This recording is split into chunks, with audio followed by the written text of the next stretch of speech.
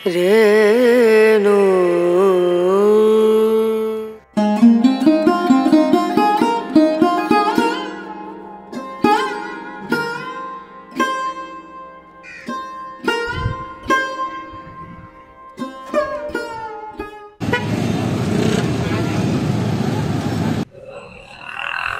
अस्सलाम वालेकुम।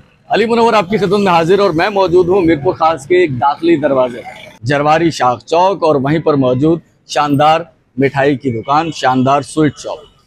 यहाँ अनवा इकसाम की मिठाइयाँ मौजूद हैं, लेकिन मेरी दिलचस्पी है पेड़े में। चलें मैं आपके लिए 2 सवाल छोड़े जाता हूँ। आपकी पसंदीदा मिठाई कौन सी है और पेड़े किस शहर के मशहूर हैं?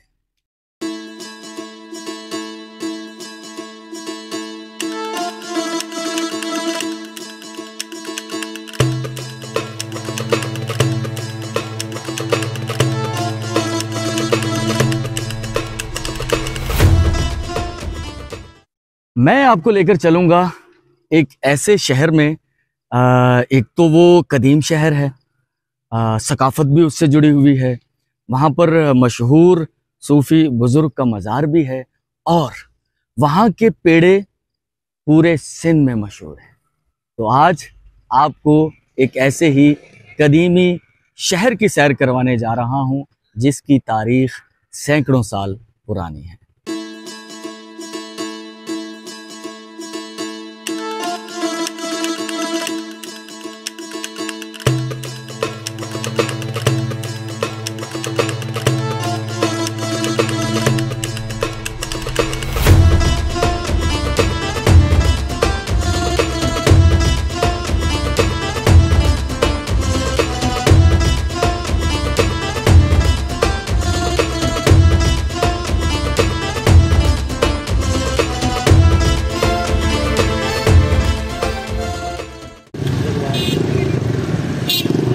रोड सही है।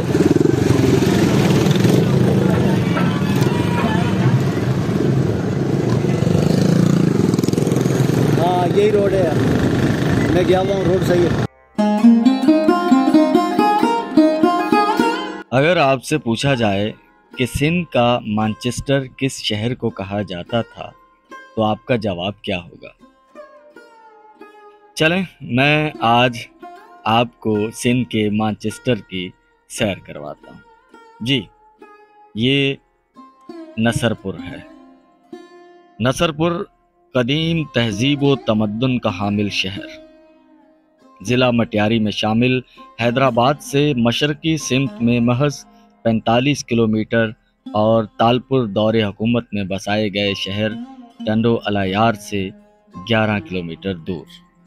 वैसे तो दुनिया की कदीम तहजीब मोहनजो दड़ो की सूरत में सिंध के खित्ते में परवान चढ़ी, लेकिन सिंध के कदीम शहरों में से जो शहर अब भी किसी न किसी सूरत आबाद हैं, उनमें ठट्ठा, उमरकोट और उनके साथ उनका हम असर ये शहर नसरपुर है। कभी ये शहर न सिर्फ हिंदुस्तान के खित्ते में बल्कि पूरी दुनिया में मशहूर था, सनत व हरफत, काशीगिरी और कपड़े साजी की सनत की वजह से। इस शहर में मुख्तलिफ बिरादरियाँ, मुख्तलिफ कौमें आबाद हैं। सबसे दिलचस्प चीज़ जो मुझे लगी, सुना है कि माजी में कभी हुनरमंदों के नाम से मोहल्ले हुआ करते थे। अब शायद शहरों में ये चीज़ बाकी नहीं रही, लेकिन इस शहर में अब भी मुख्तलिफ बिरादरियाँ जो अपनी हुनरमंदी की वजह से मशहूर हैं, उनके नाम पर उनके पूरे मोहल्ले आबाद हैं। यानी कि आप अब भी पूछ सकते हैं, उस मोहल्ले में पहुंच सकते हैं कि भाई इस मोहल्ले में जूते बनाने वाले रहते हैं, इस मोहल्ले में कभी कपड़े साजी की सनत से वाबस्ता लोग रहा करते थे, या फिर काशीगिरी करने वाले फला मोहल्ले में आबाद हैं। इसी शहर में सैयद महमूद शाह जिलानी, हाशिम शाह अल मारूफ गुलपीर और मारूफ सूफी शायर मिस्री शाह की दरगाह है। मिस्री शाह की दरगाह के नज़दीक ही 150 साला कदीम कुआं वाक़या है, जहां से रियासत जयपुर के राजा के लिए बजरिया ट्रेन मीठा और शफाफ पानी भेजा जाता था।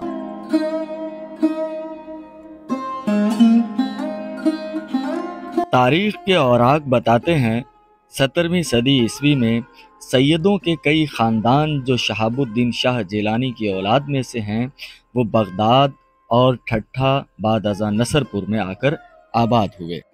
शाह इनायतुल्लाह रिजवी नसरपुर के मारूफ सिंधी शायर थे, जिनकी ज़िंदगी का बड़ा हिस्सा इसी शहर में गुजरा। उनका मकबरा नसरपुर के सूफी शायर मिस्री शाह के मज़ार के साथ है। कहा जाता है कि 1361-62 के दौरान सिंध को मुकम्मल तौर पर फतह करने वाले सुल्तान फ़िरोज़ शाह तगलुक ने सिंध की भागदौड़ अपने एक नायब नसीर खान को सौंपी। नसीर खान ने यहाँ जाम खैरुद्दीन सम्मा को अपना हाकिम मुकर्रर किया। वो नसर था और 2000 सवार उसकी कमान में थे, इसलिए इसे फौजदार सिंध के लक़ब से भी याद किया जाता है। मौजूदा नसरपुर शहर नसीर खान ने दरियाए सिंध के किनारे आबाद किया था। इस शहर को तरखान ने अपनी रिहाइशगाह के लिए न सिर्फ पसंद किया, बल्कि अपने कुंबा को यहाँ बसाया। उसकी बुनियादी वजह यह भी थी कि यहाँ लहलहाते बाग और सरसब्ज गुलस्तान थे। लेकिन जब दरियाए सिंध ने अपना रास्ता तब्दील किया तो सारे बाग उजड़ गए, हत्ता कि ये शहर देखते ही देखते वसी और अरीज शहर से छोटी सी बस्ती में तब्दील हो गया। नसरपुर माजी में मुख्तलिफ जदीद शहरों का हम असर रहा है। ये शहर ठट्ठा के मुकाबिल भी अपनी मुनफरिद शनाख्त कायम रखने में कामयाब था। फतेह मोहम्मद सहवानी ने भी नसरपुर को अमरकोट का हम असर शहर करार दिया था। मोहम्मद यूसुफ शाकिर अबड़ों के मुताबिक अरब दौर के जदीद शहर मंसूरा से हिंदुओं की कसीर तादाद नकल मकानी करके नसरपुर में आबाद हुई। ये शहर दिल्ली और सिंध के दरमियान एक तिजारती मरकज़ भी था।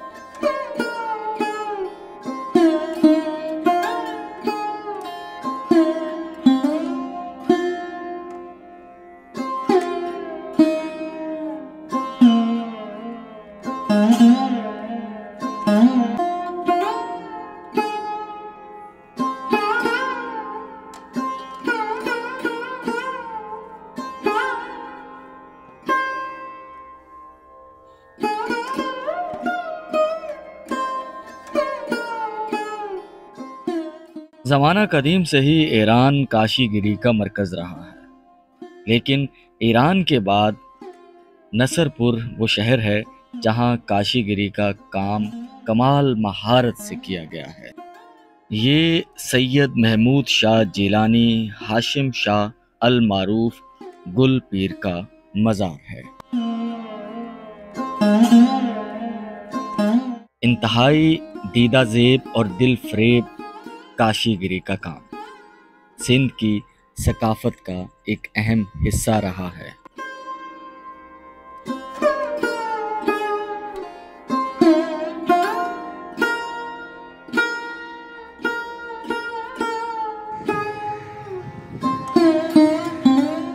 मज़ार के साथ मुल्हिका ये एक मस्जिद है।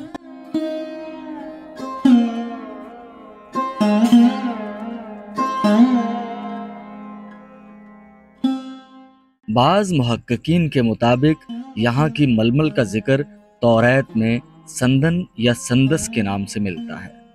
7वीं सदी ईस्वी में बाबल का बादशाह जो सूती लिबास ज़ेबे तन किया करता था, वो संदन ही से तैयार कराता था। कुस्तुनतुनिया और रोम की शहजादियाँ संदन से तैयार करदा लिबास शौक से पहना करती थी। ये एक कपड़ा बनाने वाली खड्डी है, जिसकी जगह अब मशीनों ने ले ली है। लेकिन अबू बकर दर्स साहब आज तक अपने उस आबाई पेशे को दिल से लगाए बैठे हैं।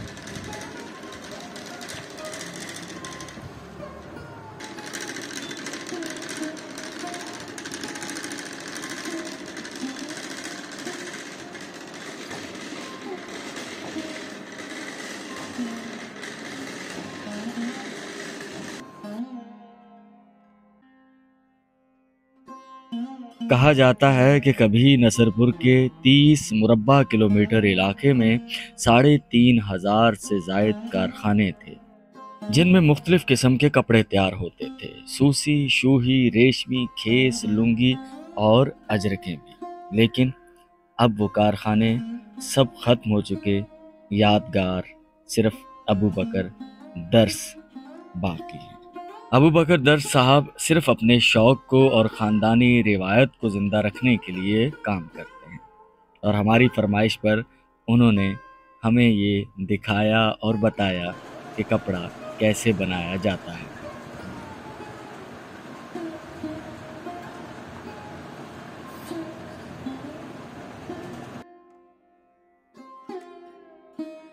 अबू बकर साहब के हाथ में ये औजार, जिसमें से धागे निकालने का अमल जारी है, इसे शटल कहा जाता है।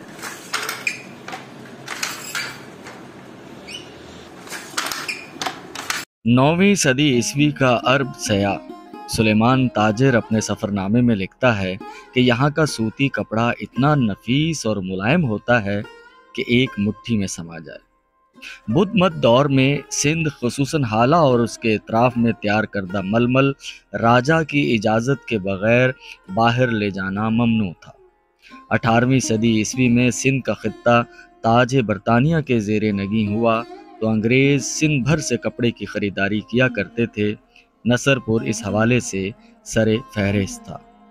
सिंध के अजीम सूफ़ी बुज़ुर्ग शायर हज़रत शाह अब्दुल लतीफ़ भिटाई ने सुर का पानी में इसी सनत की तर्जुमानी की है। कहा जाता है कि 750 साल पहले इस शहर की तामीरे नौ हुई है।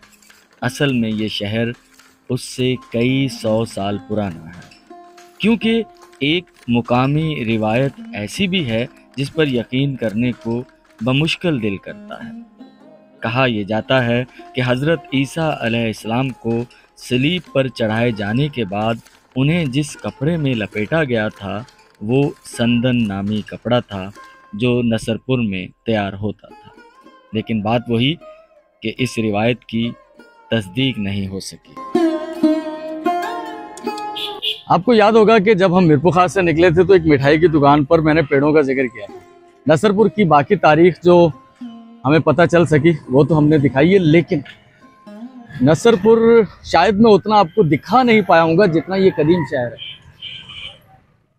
पेड़े की दुकान, बताया जाता है कि 300-350 साल कदीम यहाँ पर एक ऐसी दुकान है मिठाई की जहाँ के पेड़े बहुत मशहूर है। मैं आपको वहाँ लेके चलूँगा। तो चलें जी, आज आपको पता चल जाएगा कि नसरपुर के मशहूर पेड़े आखिर तैयार कैसे होते हैं। दूध को मुसलसल उबाला जाएगा। पहली कंडीशन कुछ इस तरह से होगी, जब दूध डाल दिया जाएगा कढ़ाई में, उसके बाद सेकंड स्टेज ये आएगी, इसे मुसलसल हिलाते रहना है ताकि नीचे ना लग जाए। 1 घंटे तक मुसलसल दूध को पकाते रहेंगे तो वो इस हालत में आ जाएगा। ये तकरीबन 1/2 या 3% डन हो चुका है। ये अब कुछ ही देर है तो इसे फाइनल स्टेज के लिए यहाँ से निकाल लिया जाएगा। तो आज एक राज की बात मैं आपको और बता दूं, अगर आपका दूध प्योर है तो उसे चेक कैसे करेंगे? आप मीटर लगाएंगे, उसे भी धोखा दिया जा सकता है। सबसे बेहतरीन तरीका दूध चेक करने का ये है, लेकिन हर शख्स तो घर में नहीं कर सकता, लेकिन मिठाई बनाने वाले, मावा खोया बनाने वाले उसे चेक कर सकते हैं। 10 किलो दूध अगर आप कढ़ाई में डालेंगे और उसे इस तरह से मुसलसल 1 घंटे तक पकाते रहेंगे, उसके बाद जो आखिर में खालिस खोया बचेगा उसका वेट किया जाएगा। अगर तो वो 2 किलो से लेकर 2.5 किलो के दरमियान रहता है, 2.5 किलो तो बहुत आला चीज है, नेक्स्ट लेवल चीज है, मतलब इससे खालिस दूध और हो ही नहीं सकता। लेकिन अगर उसमें जिस तरह पानी की मिलावट ज्यादा होती रहेगी तो वो रेट वजन कम करता रहेगा, 2 किलो से नीचे आ जाएगा। 2 किलो से नीचे इसका मतलब दूध इतना खालिस नहीं था। 2 किलो तक प्योर है सर, बिल्कुल दूध। ये बताएगा सर, ये है पक्का मीटर जब उसका खोया बनेगा। तो 300 साल पुरानी लिखा हुआ है, और सुना भी हमने यही था 250-300 साल पहले। आखिर ये दुकान किसने बनाई? मेरा पहला सवाल आसिफ भाई से यही था। ये मेमनों के नाम से मशहूर है। तो लोग कहाँ से आते हैं यहाँ? लोग दूर दूर से आते हैं। क्या बैरून मुल्क भी ये पेड़े जाते हैं? बाहर मुल्क भी भेजते हैं। तो नसरपुर का जाफरानी खीर पेड़ा, सीधा सिंपल हम यही कहेंगे। ज़ाफ़रान की वजह से इसका रंग जो है वो पीला टाइप का कुछ है। और इसके जो प्राइस है, नॉर्मली अगर आप मिठाई की दुकान से कराची हैदराबाद के रेट्स का मुझे नहीं पता, मीरपुर खास से अगर आप लेंगे तो 800, 1000, 1200 रुपये किलो नॉर्मल मिठाई बिक रही होती है, तो उसके साथ ये बिक रहा होता है। लेकिन चूंकि इसमें ज़ाफ़रान है, केसर है, तो इस वजह से इसका रेट ज़्यादा है। इसकी क्वालिटी उनसे अच्छी होगी यकीनन। 1600 रुपये पर किलो। नसरपुर की ऊंची नीची तंग गलियों से होता हुआ मैं जा रहा हूँ इनायत शाह रिजवी रहमतुल्लाह अलैह और मिस्री शाह रहमतुल्लाह अलैह के मज़ार की तरफ।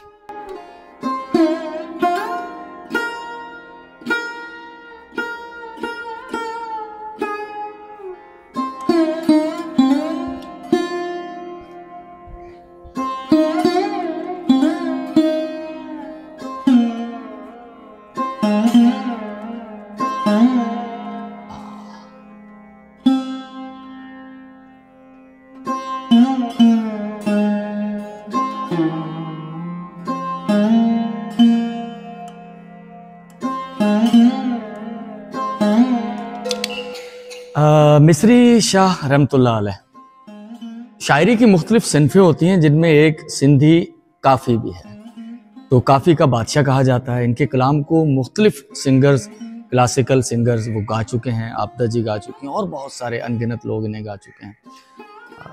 ये जो शाह अब्दुल लतीफ़ भिटाई की शायरी थी, मिस्री शाह की शायरी हो, और बहुत सारे ऐसे लोग हैं जिनके नाम मैं नहीं जानता अभी, लेकिन उन्होंने अपनी शायरी के ज़रिए मोहब्बत, अमन, प्यार, भाईचारगी का दरस दिया है। ठीक है, बहुत सारी चीज़ें ऐसी होती हैं जो हमें लगता है कि यार हमारे नज़रियात ही अगेंस्ट है, लेकिन पता नहीं क्यों एक बात जो इंसानियत है, ह्यूमैनिटी, सर, इंसान की कदर सिर्फ इस वजह से करना, चाहे उसका रंग, नस्ल, मजहब कोई भी है, इस वजह से इंसान की कदर करना कि वो इंसान है। सर, मैं समझता हूं कि दीन के, मजहब के और बहुत सारे दरस होंगे, ये दर्स बहुत खूबसूरत है।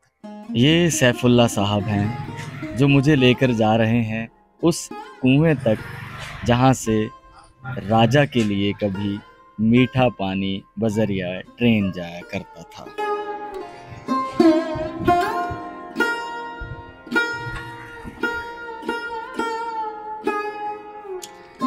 तो मैं उस जगह मौजूद हूँ, ये औताक कह लें, जहाँ वो मिस्री शाह साहब बैठते थे, और ये कुआं है। पुराने शहर आपको पता है कि उनमें कुओं के ज़रिए ही पानी पीने का निज़ाम होता था, बल्कि कई जगह पर तो आपाशी भी होती थी। तो ये कुआं है एक, ये अभी तक मौजूद है। अब ये चीज़ें वैसे तो ख़त्म हो गई हैं, और इस कुएं में से पानी अभी तक इस्तेमाल होता है। उसकी वजह यह है कि पाइप लगे हुए हैं। अब वैसे पानी तो नहीं निकाला जाता होगा, आपको पानी नज़र आ रहा होगा, अक्स नज़र आ रहा है इसके अंदर। ये है इमारत, इसका जो नक्शा है, इसकी जो वो लकड़ी का इसमें काम हुआ आई थिंक। हाँ,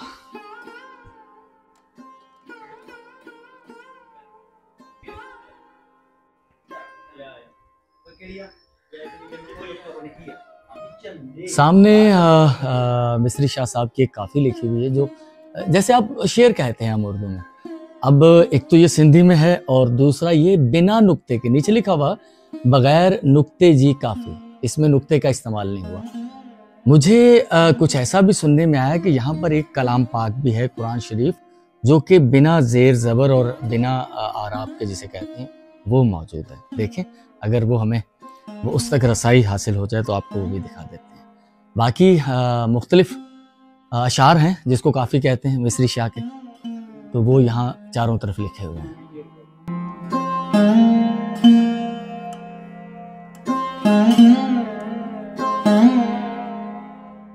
दोपहर के 2 बज चुके हैं। नसरपुर शहर से मुझे रुखसत होना है। बहुत सारी चीज़ें रह चुकी हैं, पहली बार आए थे, बहुत सारी चीज़ों की इन्फॉर्मेशन अभी हुई है। पता चला है कि यहाँ एक ऐसा कुआं भी है जिसमें आग लगी हुई है, और यहाँ पर कुछ मंदिर भी हैं। यहाँ पर कभी पुराना दरिया भी बहता था, मतलब दरिया सिंध की ही एक गुजरगाह यहाँ से भी होती थी। और शहर ऊंचा नीचा जो आबाद है, ये दरिया के किनारे हुआ करते थे कभी। तो आज की वीडियो से इतना ही। कुछ यहाँ दुआ सलाम हुई है लोगों से, फिर कभी आएंगे तो उन्होंने कहा कि आपको मुकम्मल विजिट करवाएंगे, जो चीज़ें रह गई हैं उन तक भी आपको पहुँचाएंगे। नेक्स्ट वीडियो तक के लिए अपने प्रेजेंटर अली मुनव्वर को इजाज़त दीजिएगा। आपका ताल्लुक़ अगर नसरपुर से कभी रहा है, आना जाना रहा है, तो मुझे ज़रूर बताइएगा। हमारे काज को सपोर्ट करने के लिए अगर आप पेट्रियन पर मौजूद हैं तो पेट्रियन पर भी आप हमें ज्वाइन कर सकते हैं। अल्लाह हाफ़िज़।